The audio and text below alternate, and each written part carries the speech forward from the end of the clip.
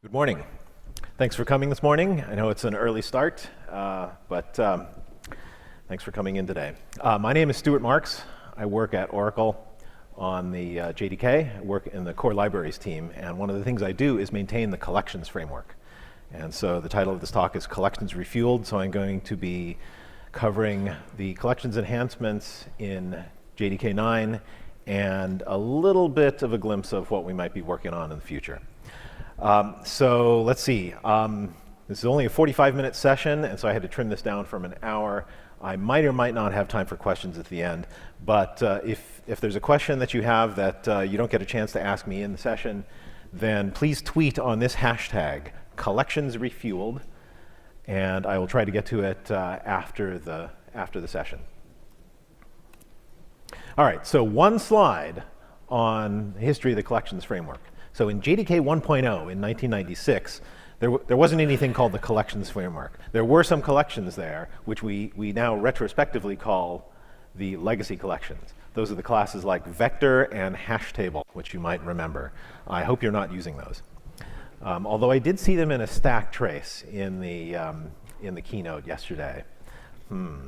Okay, so in JDK 1.2, now that was when the collections framework was actually introduced. So Joshua Bloch designed and developed those and integrated those into the JDK back in 1998. So the collections framework is a little bit younger than Java, so it's about 19 years old at this point. And so that's what introduced the set of interfaces that we're so familiar with. Collection, list, set, map, and so forth. And also the collections that probably everybody uses, like ArrayList and HashMap.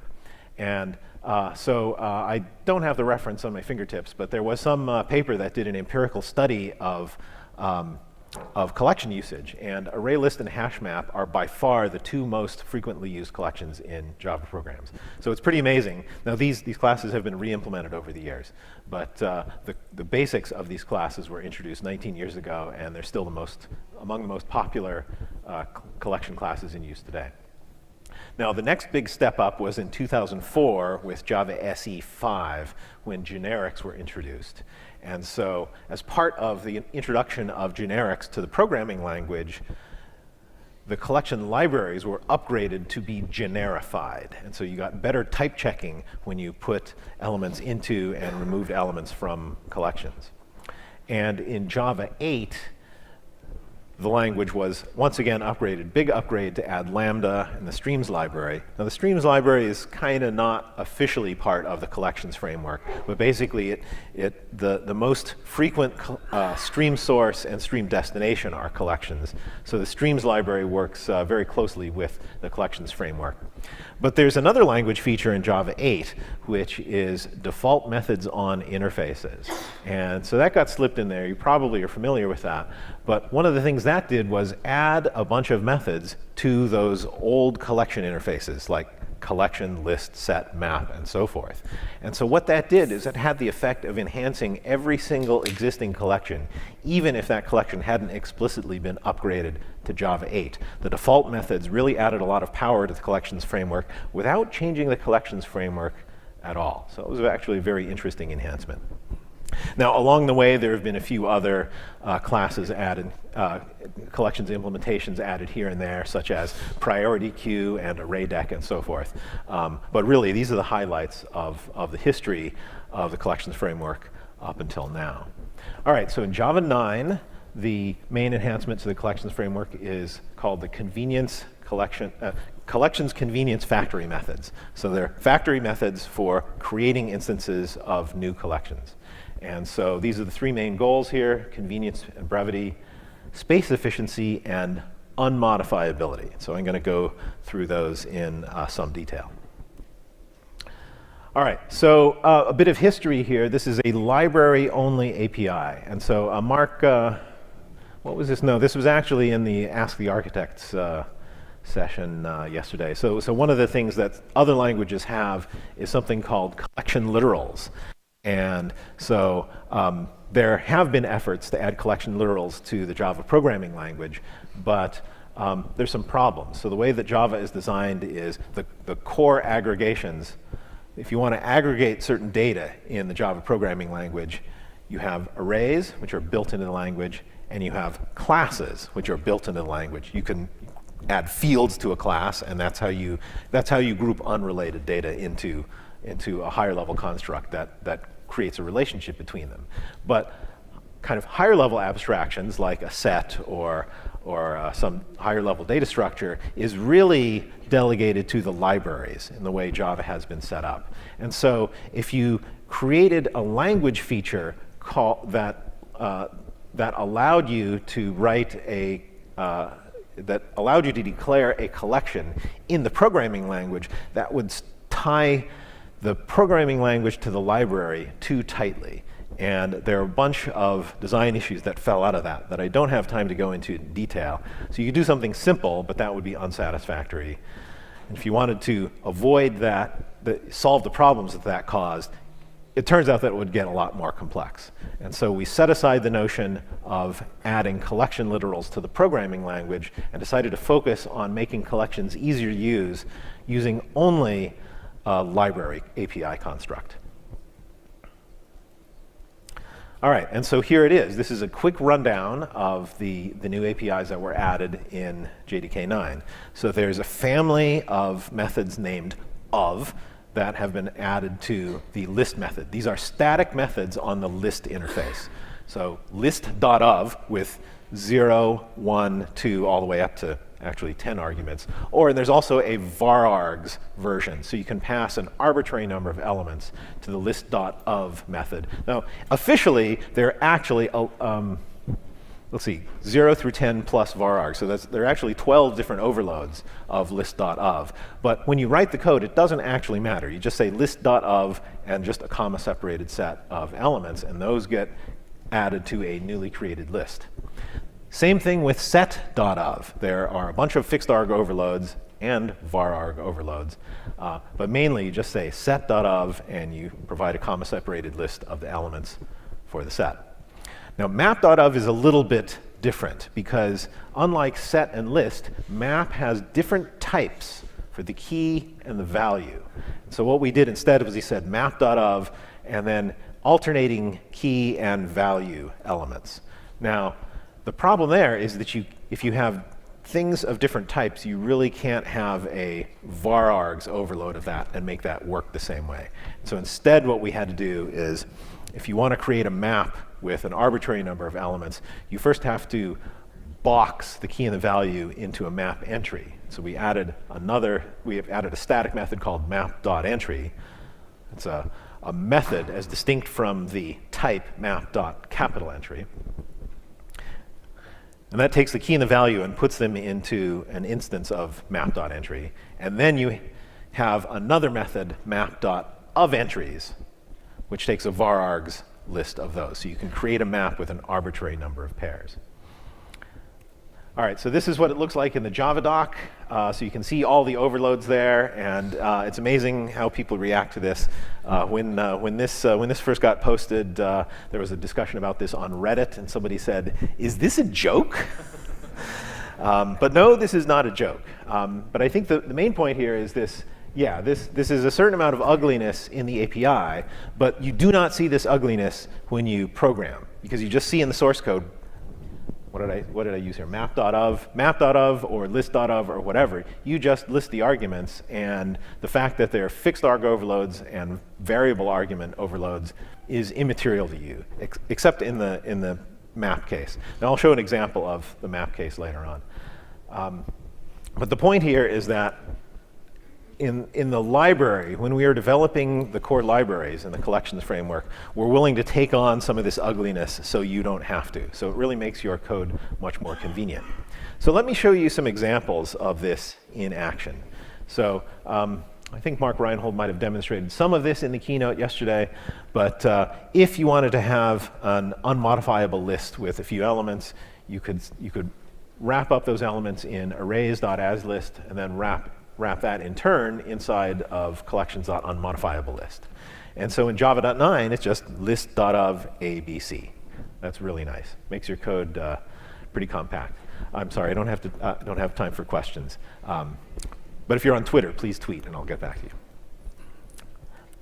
All right, so with the set interface, again, there's something very similar. Now, it's a little worse because you have to, if you have certain elements going into a set, you have to take those elements, and the only way to pass multiple elements to initialize a hash is to put them inside an array using arrays.asList, then put those inside a hash set, then put those inside of an unmodifiable set.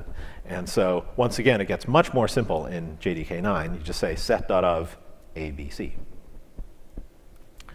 All right, so here's where I have a slightly different example from what Mark did in the keynote yesterday. This is kind of a conventional way at the top of the slide, a conventional way to initialize a map. Just create the map empty and then call put on it several times. And I think everybody's written this code. There are variations of how to do that. Bunch of advantages and disadvantages, but this is the most straightforward way. Once you've finished adding things to the map, then you can wrap it in an unmodifiable wrapper. And so that's pretty tedious. And so here's where the big win is in Java 9. Just say map.of a, 1, b, 2, c, 3. And you can see here we're mixing types of string and int for the key and the value. Now, so this only works for up to 10 key value pairs. So if you have more than 10 key value pairs that you want, here's where we have to use that extra thing I was talking about, the map.entry static method. So here, I kind of made up this type called token type. We have a map from string to token type, and we want to have more than 10 entries there. So there, instead of just having strings and token types side by side, we have to first wrap each one of those up into a map entry, and then pass all of those as var args to a new method, map.ofEntries. All right, so I just talked about the API, but I haven't told you very much about what gets returned from these APIs. Now, the implementations that are returned by these conform to the list, set, and map interfaces, but they're different implementations from what we've seen in the past. So you don't get a regular array list or a hash map out of these. So they have quite a number of different characteristics from the existing collection implementations. So in particular, they are unmodifiable, and there's well, I'll go into all of these in detail. We disallow nulls, randomized iteration order. That's a big deal. I'll try to spend some time on that. We disallow duplicates in the list, so probably it's a programming error if you put duplicates. If you're listing out a bunch of elements explicitly and you have duplicates for sets and maps. I think a very interesting point is that they are much more space efficient than the existing collections, particularly hash set. And there are some wrinkles to do with serialization, which I'll cover.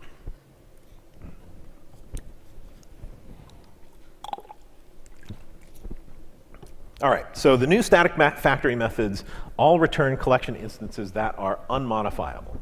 And so by that, we mean it's the same old interface, and so you can say get, or you can iterate over the collection or whatever as usual. Things that read from the collection work exactly the same as they do with the conventional or the existing collections. However, if you attempt to add or remove or set an element in one of these collections, it will throw an unsupported operation exception. And it's very similar to the behavior of the collection you get when you wrap something with collections.unmodifiable list or map or something like that. So I've talked a lot about unmodifiability. What good are these? Because, gee, don't you want to create a data structure so that you can add and remove things to it? Well, often you do, and in that case, you probably should continue to use one of the existing collection implementations. But it's actually a very common case where you want to initialize a collection from a known set of constant values and then never touch it later on. And so you could just make sure in your program that nothing ever modifies it later on, and that would be fine. But if something modified it by accident, then that might be a source of subtle bugs. And so you might go the extra step of wrapping it in an unmodifiable wrapper, and that would be helpful. That would probably be a thing we would recommend that you do in Java 8 and earlier. But with these new convenience factory methods, you get an unmodifiable list automatically. Now, if you want to pre-initialize a collection with a set of elements that you might later want to modify or add to, these collection factors, they're still useful as initializers for the existing collections. So if you wanted to pre-initialize something like a hash set, you could say new hash set with list.of ABC or something like that. So even if you want to modify something later on, these are still useful for initializing the conventional collections. There are other reasons to use unmodifiable sets. If you have a class that has an internal data structure which is represented by a collection, like a list of something, and you have a getter that gets that list of something, well, you could just hand out the list, but that would let the caller modify your internal data structures, which is probably not what you want to do. And so again, you could be very careful and make sure that none of your callers ever modified that.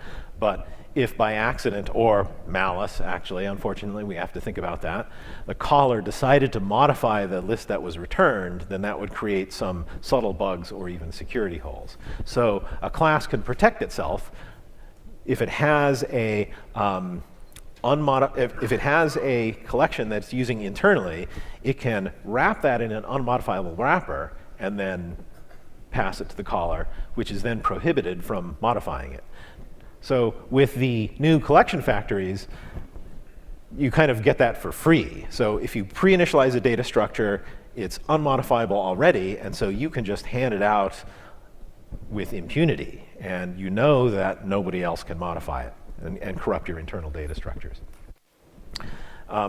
So there's another aspect of a collection being unmodifiable, which is that the conventional collections, like HashMap, are geared towards general purpose operations, including updates. And so they have to handle a bunch of different cases that an unmodifiable collection does not. So the implementation of an unmodifiable collection can actually be quite a bit simpler than one of the conventional ones, since it never has to be modified. So in particular, the implementations we have in JDK 9 are packed much more tightly, because once something lands in a certain place, it never needs to move, and it never needs to be replaced. So we just don't have to worry about that case. So we can take advantage of that and make the data structure much more compact.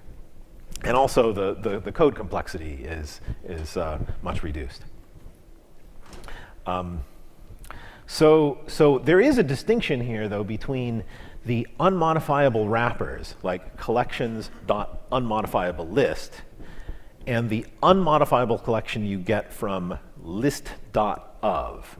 So in the first, actually, I'll cover that on the next slide. So I'm talking about the unmodifiable list wrapper versus list.of. So let's take this real simple code example here. We have a list inner, which consists of integers 1, 2, and 3. Now we create one list, which is an unmodifiable list wrapper around that list. And then we create a second list, which is list.of 1, 2, 3. Now what's the difference between those? Well, first let's talk about what's the same. So you can certainly read from both of those. You can do get, you can do for each loop over them, and so forth.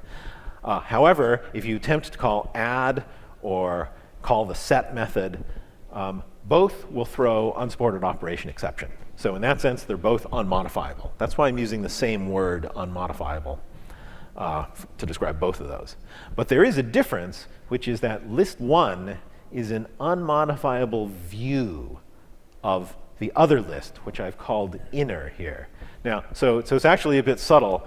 The list named inner actually is modifiable. You can say inner.set 017. It'll actually change that value there. So it's actually a common point of confusion, is that people often think that the list returned from arrays.aslist is unmodifiable, or I've even heard it called immutable. That's not correct. You can actually change the elements in that set, although you cannot change its size, which gives people which I think leads to that confusion.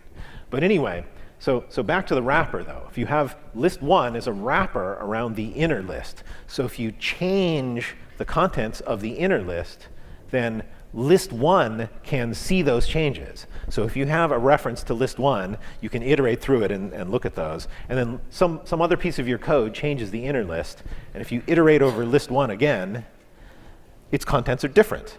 Now, you can call methods on list 1, and you cannot modify it. So that's why we call this an unmodifiable view. So it has a view of some other collection, which might be modifiable, but you can't modify things through this view. And so the unmodifiable views have existed in the JDK for quite a long time. I think going all the way back, perhaps, to 1.2. Now, what's new is that in JDK 9, we have these new collections that are themselves unmodifiable. They're not a view of something else. So list 2 contains the elements itself, and it's unmodifiable. So there's no other collection floating around somewhere that could be modified that this is a view of. So list.2 is the list itself, and it is unmodifiable. So if you look at other materials on the web that I've produced, previous talks, I've used the term immutable to describe these collections. And I've moved away from that, and I think I deserve to give you a little bit of an explanation for that. There's a lot of material out there on the web that other people have written, which have copied me, that have called these immutable collections.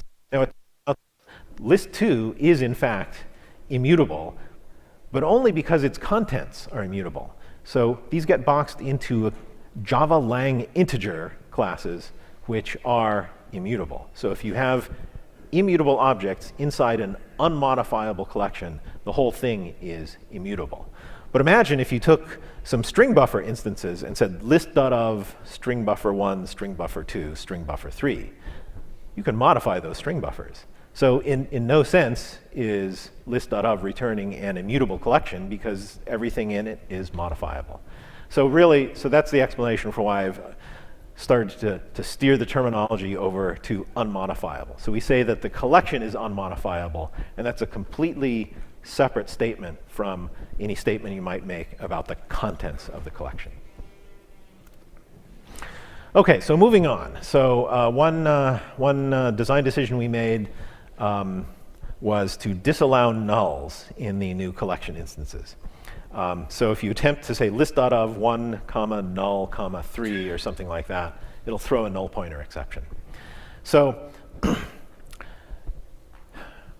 in retrospect, if you look at the collections that were introduced originally in JDK 1.2, they did allow nulls. So you can put nulls in array list, you can put nulls in a hash map.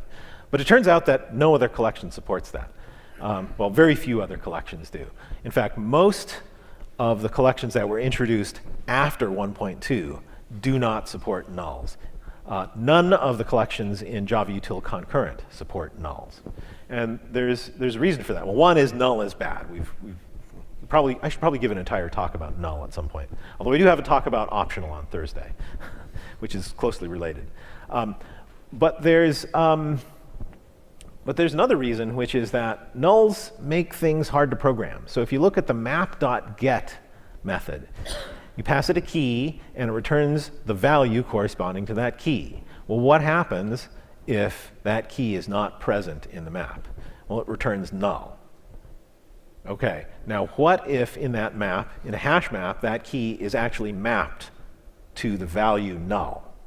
It also returns null. So if you say map.get and you get a null back, you don't know whether the key was present or absent. And that's a fundamental ambiguity that arises from allowing null as an actual value instead of using it as a sentinel, which it actually is. So that occurs in several places in the API where it's hard to tell whether null means, well, the actual value was null or there is no value. So that's a fundamental problem with semantics of null. Also, null is very, very useful inside of implementations as a sentinel value. So the collections implementations we have use null to mean there is no element here. And so if you look at the set implementation, it uses closed hashing in a single array, so it's very compact. But null means the absence of an entry. So searching can stop at that point. So there's no well, we can only do that if we disallow null as an actual value that can be present in the set or in the map. Okay, moving on to other issues, randomized iteration order. So this is a bit of a controversy. So if you look at the history of most of the collections, basically the hash-based ones. So if you look at HashMap, for instance, if you read the specification carefully, it says the elements, if you iterate over the entries of a hash map, you will get the elements in no particular order. And the problem is that the order actually was quite predictable, even though it was not specified. And even worse, most often in hash map, the most oft used key type in a hash map is string. And strings have a notoriously bad hash code. So if you put a bunch of strings in, they'll actually, if you put a bunch of strings into a hash set or a hash map and then iterate over them, they'll actually come out in sorted order. And so the problem is if you start to depend on that order, and then somebody adds another value that which you weren't expecting and causes the hash map to rehash itself and put things in different buckets, then that order changes and it might break your code. Now, maybe you might have designed your code to be more resilient to that, but actually in practice what happens is that once a hash map is loaded with something, it tends not to change that much. So what happens is the code tends to build up an implicit dependency on the iteration order of the keys of a hash map.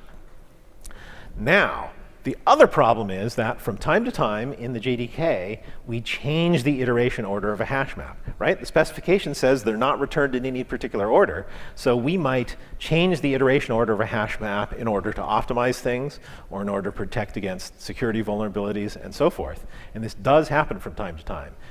With the frequency of JDK releases being fairly low, this didn't happen very often. And in fact, it happened with about the worst possible frequency. It would happen, so we'd release a JDK, a bunch of code would be written that depended on the hash map order in this version of the JDK. Years later, we'd change the iteration order of hash map, and then it would break everything. And so there would be a bunch of complaints about it, and maybe rightly, you can only get so far by saying, I'm sorry, if you read the spec, your code is wrong, you have to go fix it, right? That gets tiresome after a while. It gets tiresome for everybody. And the problem is, and it's very easy to say, you guys need to fix your code. And so I don't want to say that because our code has the same problem. We had a bug in the compiler that was due to the exact same thing. And it was mystifying. And so we said, let's change that to a linked hash map, and the problem went away. So it's clear, there's a very serious problem, which is code all too easily depends on implicit ordering in a hash map. So that's all introduction to what we're doing here. With the new collection implementations of set and map in JDK 9, the iteration order is randomized. So at the start, when the JVM starts, it comes up with a hash seed and uses that as part of the hash computation. And so from one run to the next, the iteration order of a set or map that you get from these new APIs is going to be different. So you might say, oh my gosh, this is gonna break my code. Yes, I want it to break your code while you're developing it and testing it. So that way, you don't get broken when you upgrade to the next version of the JDK. So I think the principle here is that the specification allows the implementation to change, but we made this sort of implicit promise with HashMap not to change it very often. And I think that was a mistake. And so what we're doing here is we have the same promise, which is the elements are returned in no particular order, but we are going to change it pretty frequently to make sure that code that uses this is resilient to changing of iteration order. And I'm hoping that everybody has a continuous integration system that runs the tests frequently that'll flush out these bugs before they reach production. Now, there's also an investment here too, which is that we may want to change the organization of these new set and map implementations. And so now, if we believe that the code that's using these is resilient to changes in iteration order, we can completely rewrite this data structure to make it even more compact or more efficient or something like that. And if that changes the iteration order, doesn't matter, because all the code out there is already resilient to whatever iteration order that it's presented in. Now, if you are still worried about iteration order, then first, the existing implementations like hashmap and hashset are not changing. However, there's still a possibility in the future, release of the JDK, we might need to make a change that does change the iteration order. If that is a problem, then you should use linked hashmap, because that guarantees a particular iteration order. Or you can use something like a sorted map that also guarantees a particular order, but there's some additional expense having to do with that. So, but that's something to think about that has been a problem recurringly that hasn't gotten enough attention. All right, I covered most of this already. I do want to say that Java is not unique in this. I think other systems have proceeded along the same lines. In particular, the Go language has had actually randomized iteration order since day one, I believe, or at least since 1.0. Python is interesting. It's gone back and forth. In the Python 2.x, there was a single implementation of a dict, and it had some predictable iteration order. Between versions 3.0 and 3.5, it was actually randomized. 3.6, they got a new implementation that was much better, but actually provides predictable iteration order. And so they have some, like us, they've had some very long discussions about whether randomization was good or predictable iteration order was good. It's actually, it's interesting to watch those, because it's a completely different system from Java, but they're having the same arguments. So again, I want to reiterate that the randomized iteration order applies only to the new collections that you get from set.of and map.of. So the existing hashmap implementations are not changing as part of this. All right, so moving on. So if you think about the origin of this feature was in collection literals. So the idea there is you want to declare a collection of some type and explicitly list out the elements that would be in it. So certain things like, well, set and map again, what should be the behavior if you list the same element multiple times? So if you're writing out the elements in a collection literal, that's probably a programming error. Now, what many other systems do is they apply some rule like last one wins. And I think what that tends to do is let subtle bugs creep into production. So if you have a map, actually, yeah, there are a couple other systems that actually detect duplicates when at initialization time. But let me show you an example here. So this is a very similar example to what I showed earlier, where you want to initialize a map with a bunch of map entries. Now it turns out there's a duplicate in here. And if you have sharp eyes, you'll be able to spot it pretty quickly. But there are a lot of them, and if you are just initializing a map using the put calls, then the later one would replace the previous one. And so I actually don't know how many elements or how many entries there are in here. Maybe there are 12, right? So you might count the lines in here and say there are 12 entries. And then there's some weird problem in production, and you go to debug it, and it's like, this map has only 11 entries in it. Why is that? And then you go back and you stare at this, and you might spot the problem immediately. Or if it were like 1:30 in the morning because you got pulled out of your bed by a pager call, it might take you a long time to see this. And so what we do instead is, if you're listing out the elements like this, it's probably a mistake if you have duplicate elements, because what it means is that you put something in there that is actually being ignored.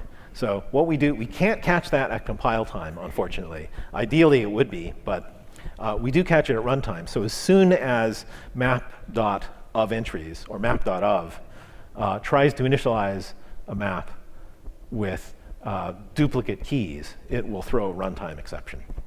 And the same thing applies to set.of. All right, let me talk about space efficiency now. So one thing you might notice is that this is a departure from the API of the previous collection frameworks.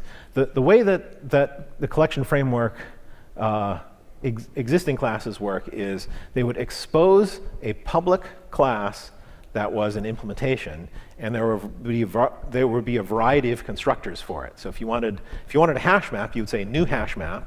And then you could initialize that with a size, or you can initialize that from another map that would copy the elements in.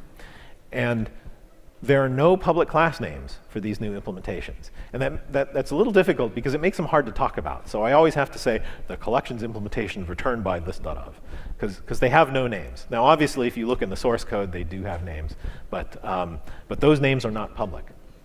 And there's a reason for that, which is that preserves the freedom of the implementers, namely me, to completely reorganize things in the future in a fully binary compatible way. So in particular, I'll tell you about the implementation we have in place today, which is for sets and maps, are actually for lists and sets, and there's a slight variation of this for maps, but for lists and sets, the small collections don't have an array at all. So if you look at an array list stores its element in an array, which is a completely separate object inside. Even if you have one element, it creates a whole array for it and stores that one element in there. So since we know these collections are never going to be modified, if you want a set that contains one element, then we just have a particular implementation that contains that element in exactly one field. And so for the special cases 0, 1, and 2, we store the elements of the collection in a field. And there are actually different classes that implement those. Now for more than 2 elements, we go ahead and create an array and of the right size and populate it. But there's nothing magical about 0, 1, and 2. You can't tell this by looking at the API. You can only tell by if you use reflection or something to go in. But the benefit, of course, is that the amount of space required for storing these in memory is much reduced compared to the conventional collections. And they're less spread out in memory, so the locality of reference should be improved. So let's run through an example very quickly here. So let's say that we want to have a set with 2 elements in it and store that in an unmodifiable map in the conventional Java 8 fashion. So we create a new hash set, which has 3 buckets because we don't want it to resize. So it has to have 3 buckets in order to store two elements. We add the 2 elements to it, and then we wrap that in an unmodifiable wrapper. Okay, so let's count the objects that are there. There's the unmodifiable wrapper. There's the hash set. Now it turns out that a hash set is implemented in terms of a hash map. So a hash set contains an instance of a hash map. So that's our third object. Now a hash map has an array, which is the table of entries, and an array is another object, so that's 4 objects. And then each entry of the hash map is stored in a node object. So now we have 6 objects. And so here is a diagram of what that looks like. We have the set reference pointing to the unmodifiable wrapper, the hash set, the hash map, the table, which is an array, and then 2 node elements. So that's your 6 objects. Now note, I'm not talking about the contents or the payload itself, right? So I'm not counting the strings, and there's a special value there for a hash map when it's implemented as part of a hash set. I'm only counting the objects that are created as overhead for the collection itself. So there's 6 objects there. All right, so how much memory does each object take? So in a typical JVM, every object has a 12-byte object header plus about 4 bytes for every object reference or int field or smaller primitive field. And so these aren't exact. It depends on exactly what you're using, what your JVM configuration is. But this is a ballpark estimate. So it turns out with 6 objects, with all of their fields and so forth, a set with an unmodifiable set with 2 elements takes 152 bytes. And that's surprisingly large, but we've lived with that for a long time. And amazingly, it hasn't really been a problem until recently. I'm not quite sure why, but this is gaining currency, which is that I think people are trying to pack more. They're trying to get more efficiency out of their systems. If you're running thousands of instances in a cloud, then if your heaps are too large, that means the number of instances you can run on each physical node in the cloud is reduced. And so people are concentrating on reducing their heap sizes and so forth. So that's how this issue has started to come up a lot. All right, so let's compare this to the new implementation that's returned by set.of. So the code here is we say set.of foo bar. So the source code is nice and simpler. But if you look at the objects that are created, there's an internal implementation called set2, which is a set that has exactly 2 elements, which are stored in a field. And so that only takes 20 bytes.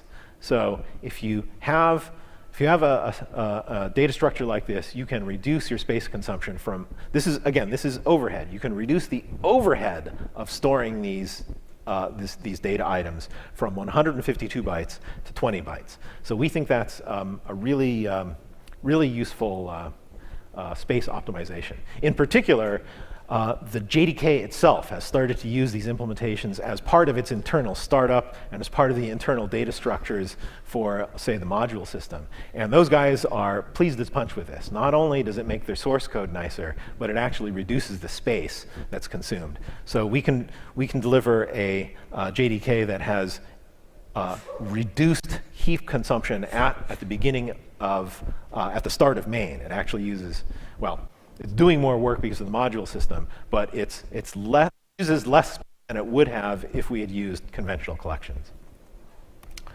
All right, a quick word on serialization. Yes, the elements, or the collection implementations returned from these methods are serializable. People really use serialization, but we use a serialization proxy mechanism to keep those internal implementations hidden. So we can re-implement things, and the serialization remains compatible with itself.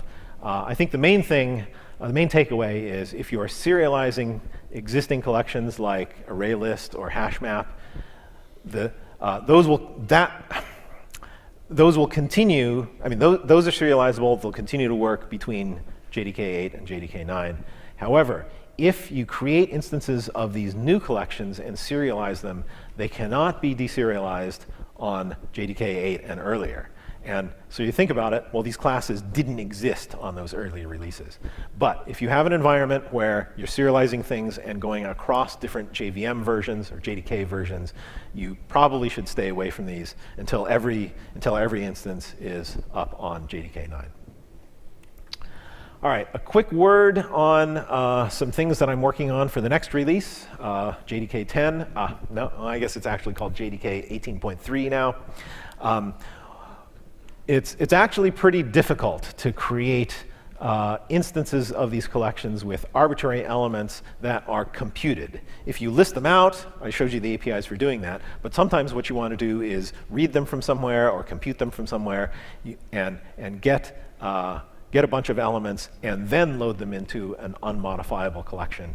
And so I've proposed adding new copy of methods that will copy from an existing collection or map. And then also at the end of a stream, you might want to do a stream computation and then dump the elements that come out at the end of the stream into an unmodifiable collection. So I've proposed a family of new collectors. So again, these are not in Java 9, unfortunately, but they are proposed for the next release, which is, there's going to be some discussion about this, but our working number is 18.3. So JDK 18.3, these are proposed for. All right, quick summary, and then we might have time for one or two questions. The collections framework is 19 years old, and so it's almost as old as the rest of Java, but it still has a lot of legs. I think it's very useful. I believe everybody's using it today, and so we're continuing to enhance it and make it more useful. The highlight of JDK 9's collections are the new collection factory methods, which I've just spent the past 45 minutes talking about. And JDK 9 is now shipping. It was quite a pleasure to update this. I've been giving this talk for a year or so, and now I can say JDK 9 is really out there, and you can download it from either OpenJDK or from Oracle's Java website. So you can contact me on Twitter, or you can use the hashtag in the upper right corner, and we might have time for one or two quick questions before we're out. Does anybody have any questions? Yes, right there. My question is about hash map. So I read in one of the slides that now onwards you can try to add a duplicate key to an exception map. Right. OK. So is that the question? So, yeah, my question is that I think that's quite a disruptive feature because I've seen thousands of lines of code. Normally people want to do, let's say, let's take an example that I want hash map. I can hear you, but we're running out of time. So let me try to respond, and then I can talk to you afterwards. But the question was about the duplicate key behavior. That does not apply to hash map. Java util hash map's behavior is unchanged. So the duplicate key is only for the new API's map.of and map.of entries. And yeah, there's some controversy about that. But why don't we talk about this afterwards, and I might be able to help you with it. One more question. Over here. What is the magic about stopping at 2, how you internally store it? Why not 10? OK, so the question was about the internal implementations. Why did I stop at 2 fields instead of 10? So in a sense, it's arbitrary. I believe there's kind of an exponential decay of the number of elements in a set. So the space advantage you get from having 5 fields or 10 a specialized set implementation that had fields for 5 elements would be much less useful than one for, say, 0, 1, and 2 elements, because sets with more elements occur less frequently. But as we gather more data, we may come across some case where somebody says, I use sets with 3 elements all the time, and we pay this extra cost for storing those in an array. So we might add a third set implementation for that. Or actually, we might even go the other way. There's some other reasons we might want to reduce the number of classes because it affects JIT compilation in a particularly obscure fashion. So the point is, we can change the implementations completely transparently and compatibly. And so your code doesn't have to change. You don't have to recompile, and the APIs don't have to change either. All right, so at that point, we're out of time. Thanks very much. Enjoy the conference.